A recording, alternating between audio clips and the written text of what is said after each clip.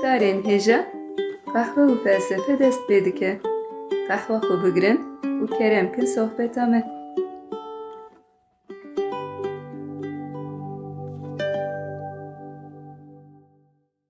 Merhaba guhdarên hêja, bi beşeke nû a qehwe felsefê em dîsa li pêşberî we ne. Merhaba guhdarên hêja, me dîsa qehwa xwe hazir kir û bi bernameyekê nû em li pêşberî we ne. Sezgîn çi dikî çawayî em her car rasterast dikevin nav felsefeyê, em li hev napirsin. We gotiş felsefê aciz bi Murat. Ne acizim lê me got ke li halê hev jî bipirsin. Rast em behsa 2000 sal 3000 sal berê dikin lê em behsa îro hiç nakin. Rêm ki qala îro bikin, yanî qala nûçeyê îro, qala rewşa îro bikin. Mesela îro li ser qehwê nûçeyekî derketibû nizam têdî nedî. Ya îro pir nûçe nexwend. Aras dê berî çend roja ser krîza qehweya ya Ewropayê min behsa Belê dîsa vê meselê îca qala rewşa Brezilyayê dikir. belê. Ji ber guhertina îklimê, şert û mercên hewayê hilberîn û çandiniya qehwê li Brezilyayê her diçe kêmtir dibe. Belê rast. Îca ew jî dibe sedema krîza qehweyê, yanî vê zivistanê me çawa derbas kin nizanim. Tu dibêjî wê bandorê ser bernameyê me jî bike. Yanî Xwedê bike neke em bê qehwe nemînin lê nizanim. Tu mereqa nek têra sezonekê qehwa me heye, stok heye. Baş e wê çaxê pirsgirêk tune lê divê em dîsa bi îdare bikar bînin. nebû jî em ê derbasî qehwa kizwana bibin. Ne mecbûr in filtre vexwe ne. Herî em vegerin ser çanda xwe dîsa lê nizam li Brezilyayê nasê te mervê te wana hene tune ne. Wallahi nayê bîrin na kesî bitune li wan de ra. Ya xwezî li gundê Brezilyayê çend mervê me hevana mêjwan re penêrê helandî dims bi otobosê bişandana wê jî telîsekî qehwe bişandana bi otobosê. Lê ji qehwe buhatî ha şandina wê ji Brezilya heta vê derê. Ya otobosekî nas muavînekî nas bidîtana ne pirsgirêk bû.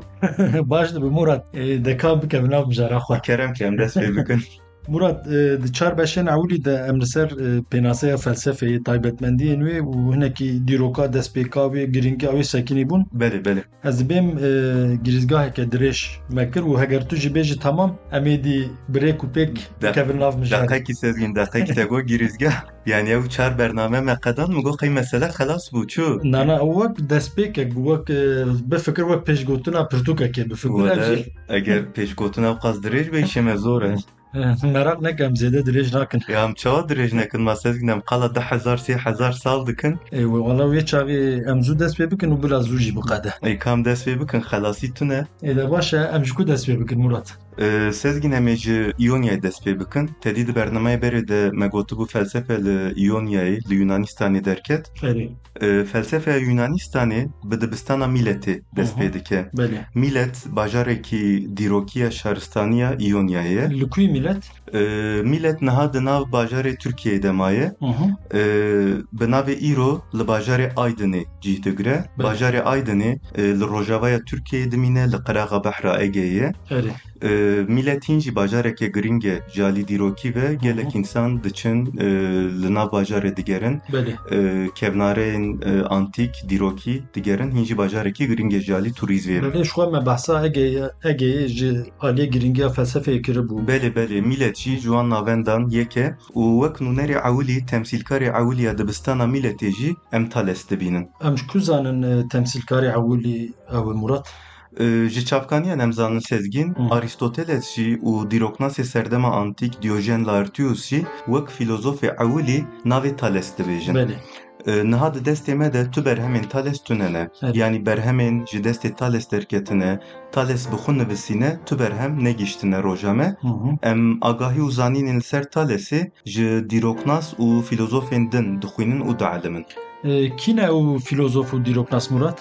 Sezgîn vana Herodot, Aristoteles, Theophrastos, Diyojen Laertius, ji nav van çavkanînên serekene, bi taybetî pirtûka Diyojen Laertius li ser jiyana filozofan û li ser berhemê wanin agahiyên giring û balkêş dide berdestê me. Murat meqala dîrokê kir Thales kengî jiyaye?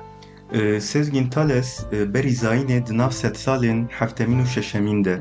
Yani eğer em tam dîrokê bidin, Belê.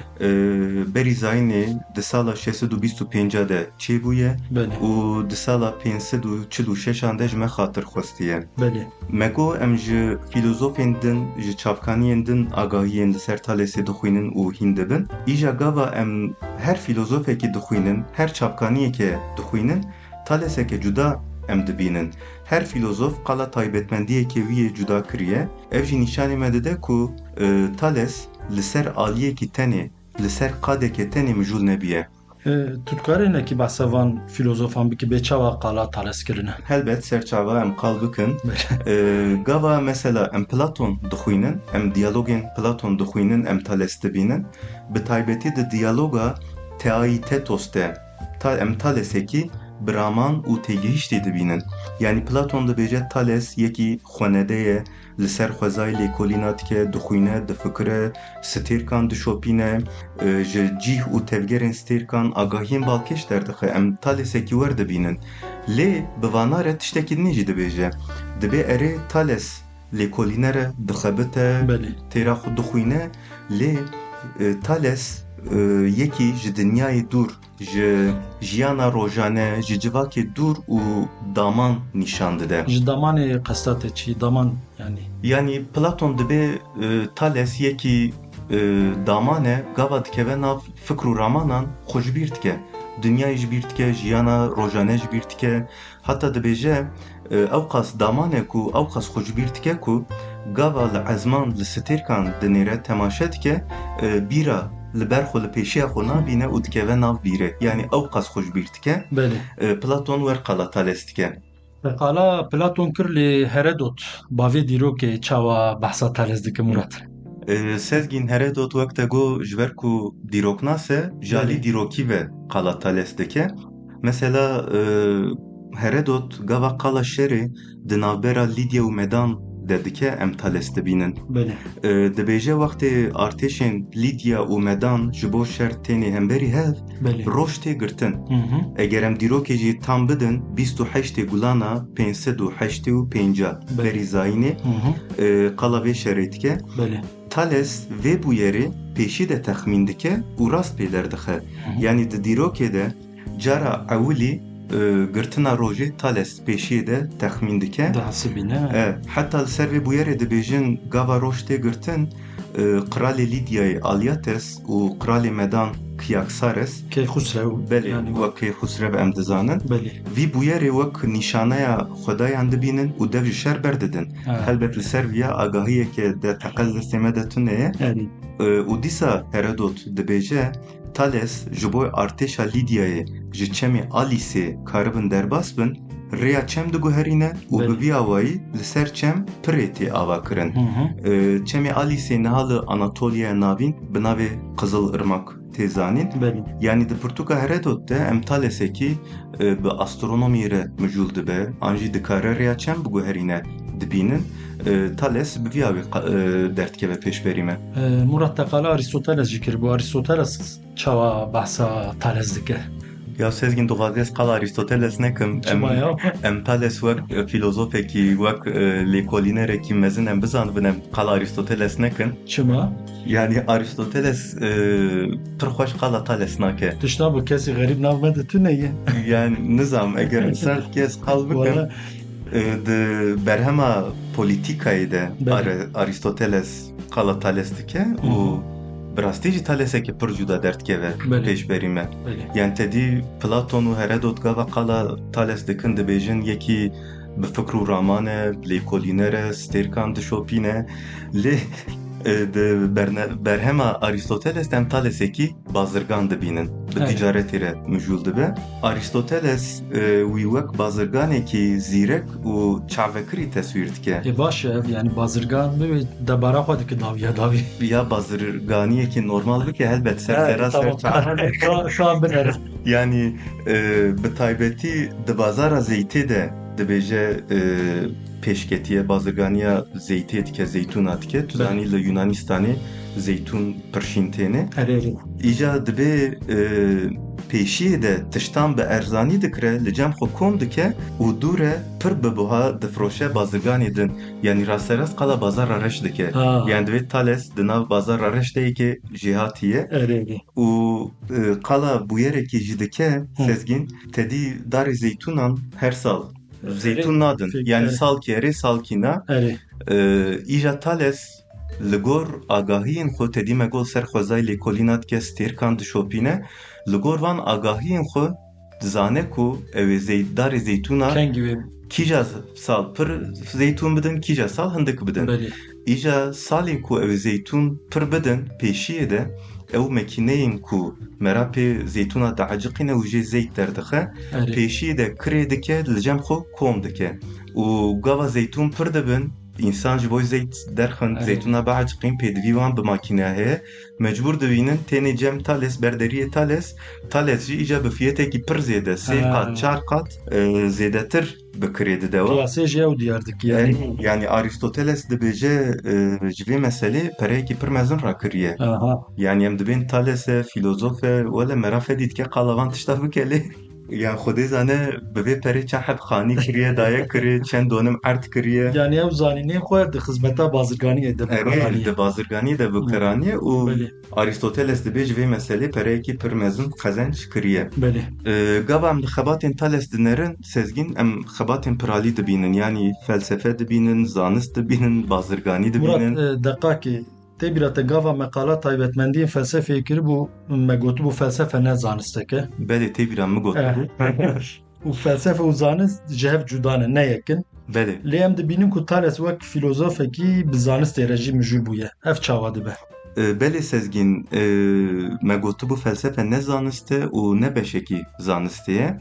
lê wê demê sînorekê xurt û teqez di nav felsefe û zanistê de tune bû mesela biyolojî fîzik wek beşên zanista pozitivîst em qebûl dikin li ser van her du beşan xebatên ewlî Aristoteles kiriye yani damezrînerê van beşan Aristoteles e loma em karin bêjin felsefe çavkaniya zanistan e hemû zanistan e yani ew her du beş li ber hevdû nebûne astengûyê demê hevdû xurt kirine hevdû pêşxistine Murat civan tiştê ku teqal kirin em li ser kesayetî û xebatên Thales digihîjin hinek agahiyan yani em dibînin ku Thales ji xênî felsefeyê bi qadên din jî mijûl bûye bi qadên zanistî mijûl bûye bazirganî kiriye di van xebatan de çavkaniyên wî çi bûn sezgîn Thales xêncî felsefeyê li ser matematik û astronomiyê jî xebitiye û di van xebatan de em karin qala bandora xebatên şaristaniyên rojhilatî bikin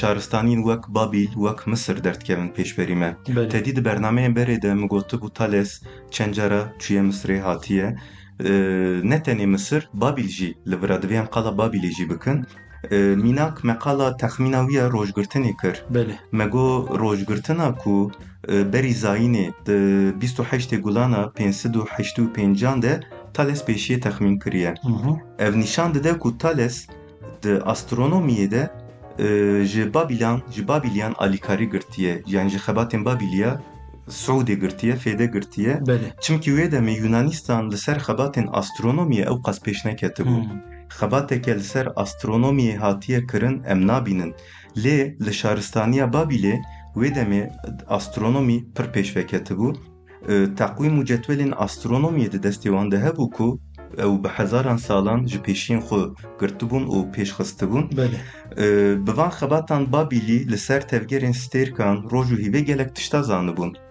û dîsa di nav xebatên Thalesê de em xebatên wî yên ser piramîdên Misirê li ser çemê Nîlê dibînin wek mînak dibêjin bilindbûna piramîdên Misirê pîvaye çawa pîvaye mêze kirî di kîjan saetê de di rêjahiya siya mirov û qama mirov dibin wek hev wê saetê di rêjahiya siya piramîdan pîvaye qiyasê pîvaye ji van xebatan em fehm dikin ku haya Thales ji xebatên rojhilatê hebûye û çûn û hatinên wî jî çêbûne Murat heta na teqala taybetmendiyên Thales kir heta zîrektiya wî ya bazirganiyê de jî te behsa wê kir ka em Thalesê filozof naz bikin fikrên wî çi bûn li ser çi sekiniye yani filozofiya wî ser çi bû ولی سزگین آراست اگر جم بپرسی پشتی وی مثلا بازار رش و بازرگانیه او yani مرا احتمال ناده که یکی ورته که ونا فلسفه و فلسفه پی دست پی بکه لی مجبور لگور دیرو که امی قال بکن سزگین مگو بر همین تالس بخون نوسینه نگیشتنه روژامه ام جه فیلوزوف و دیروکناسان فکر و فلسفه تالسی دخوینن جناوان چافکانیان جی چافکانی هری گرینگ Aristoteles'e. Li fikrên Thales ez ê bi taybetî li ser hevokekî bisekinim ku ew hevok felsefeya Thales rave dike û hemû fikrên wî kurtasî derdixe pêşberî me. Çi ev hevok? Ev hevok di pirtûka Aristoteles'a bi navê metafîzîkê de derbas dibe. Aristoteles bi devê Thales dibêje. Arkeya hemû tiştan, hêman, sedem û çavkaniya hemû tiştan ave. Felsefeya Thales ew qas sezgîn wext jî dereng bû eserim mala xwe bi xatirê te. Bi sehayran arke çi ye avcı ku derke ça caratê behsa van tişta jî bike û oxirata axirî be ez ê te deynim malê meraka neke. Baş ez bi xatirê te min nekin jî qal bikin. Balata ba erê arke çi ye Murat? Arke sezgîn tedî wexta meqala mîtos û logosê kir min got piştî mîtosê pêvajoya logosê dest pê kiriye û di wê pêvajoyê de nêrînên însana guheriye. Nêrînên wanê li ser jiyanê, li ser xwezayê, li ser gerdûnê, li ser hemû tiştan. Bi van nêrîna pirsê wan jî diguherin.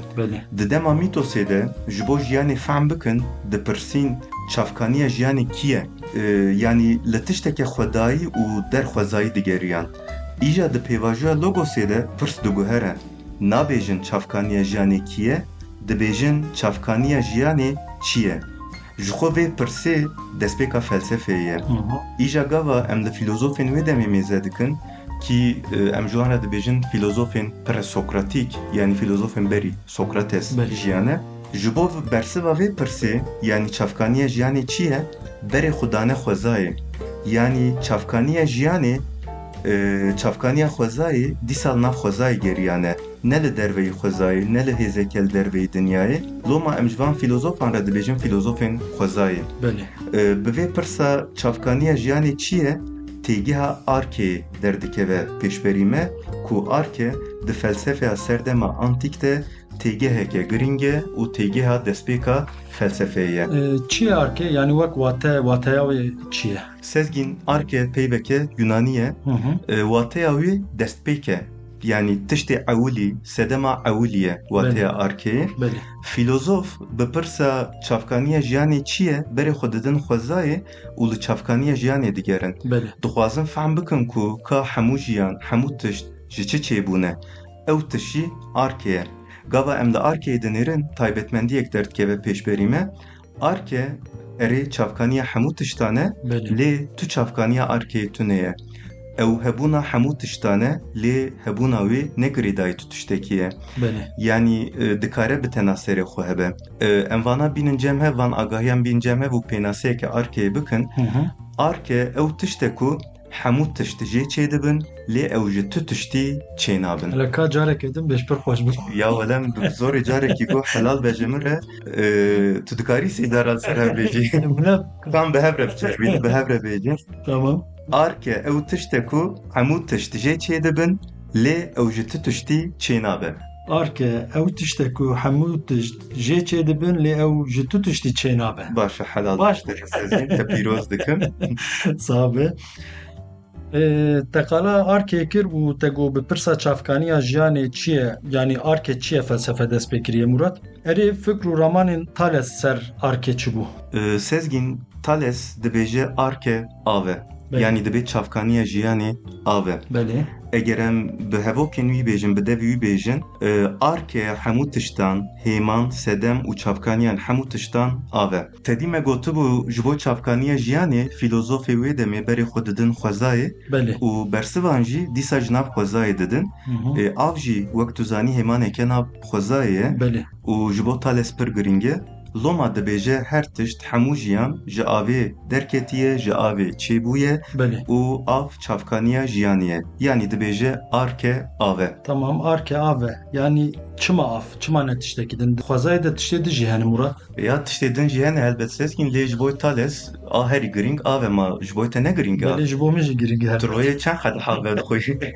Tedî ji bo tenduristiyê hinek dibên 8 qedeh 10 qedeh vexwin. Yani ez hewl didim 2 litre ez ama kêmanî 2 litre ez vedixwim. Baş e av baş e. Erê çima af li gor Thales helbet ez dipirsim. Li gor Thales me got arke ave û av giring e. Thales li jiyanê dinêre. Li xwezayê dinêre dibîne ku bê av jiyan nabe. Yani giyaşîn nabin, candar bê av nikarin bijîn. û van tişta li aliyekî çavderiyên wî yên Misrê bandoreke mezin li ser vê fikrê dike. Tedî li Misrê çol hene welatekî germ e li Bakurê Afrikayê welatekî germ e Misir û çemên Nîlê jê derbas dibe. Dibîne hemû jiyan, hemû gund, hemû bajar li qerexa çemên Nîlê ava bûne. Yani ji ciyê ku çemên Nîlê derbas dibe jiyan heye. Hemû jiyan girêdayî çemên Nîlê ye û hemû jiyan li gor ava Nîlê hatiye esas kirin. Mesela teqwîma wan, teqwîma xwe li ser Nîlê ava kirine. Yani kînga ava Nîlê kêm dibe, kînga zêde dibe û li vir hêza avê jî dibîne.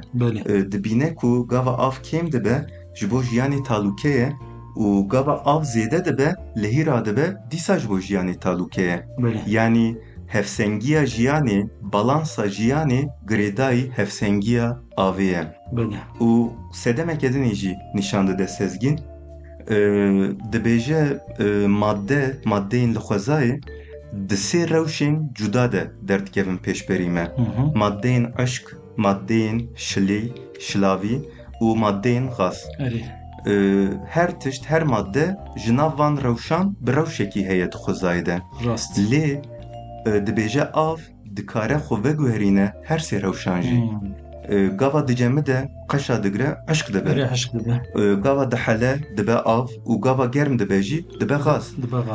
Dibêje ev taybetmendî û ev veguherîn di nav heyînan de tenê taybetmendiya avê ye. Ji ber van sedeman Thales dibêje çavkaniya jiyanê ave û arke ave. Murat ez şaş bim mixalet fam kiribe tu rast bike. Yani tu dibêjî destpêka felsefeyê yani bingeha felsefeyî ser heyînê hebûnê ava bûye.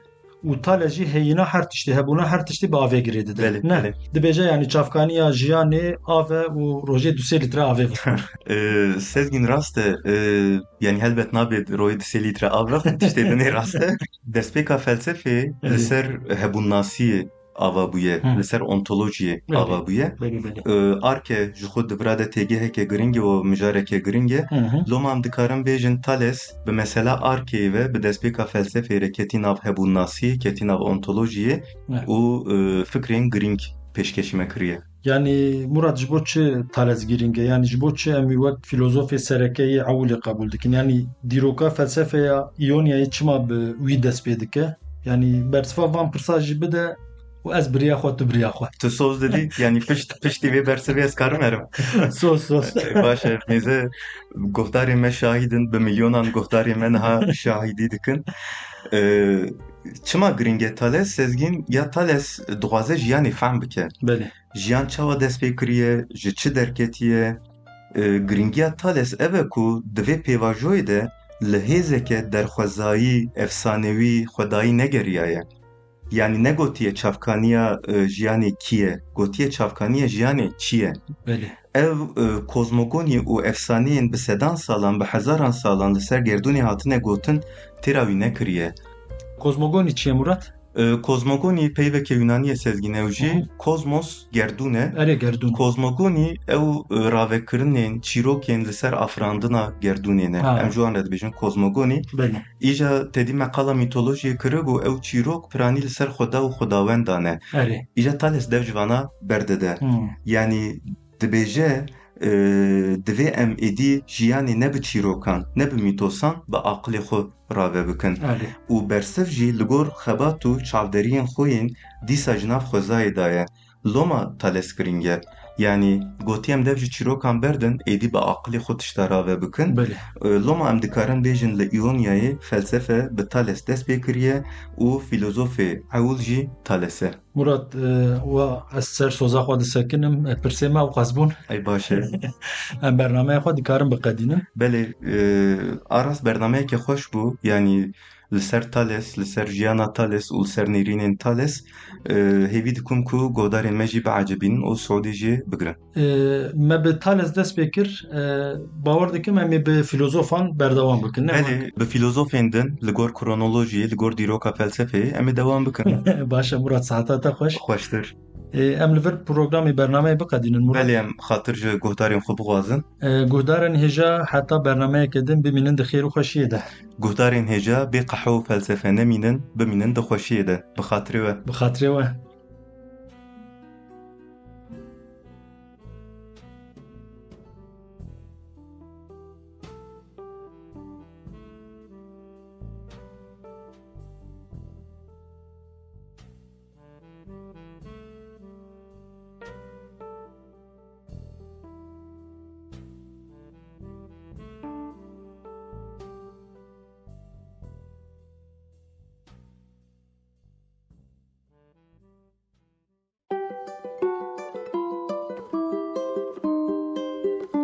قهوه و فلسفه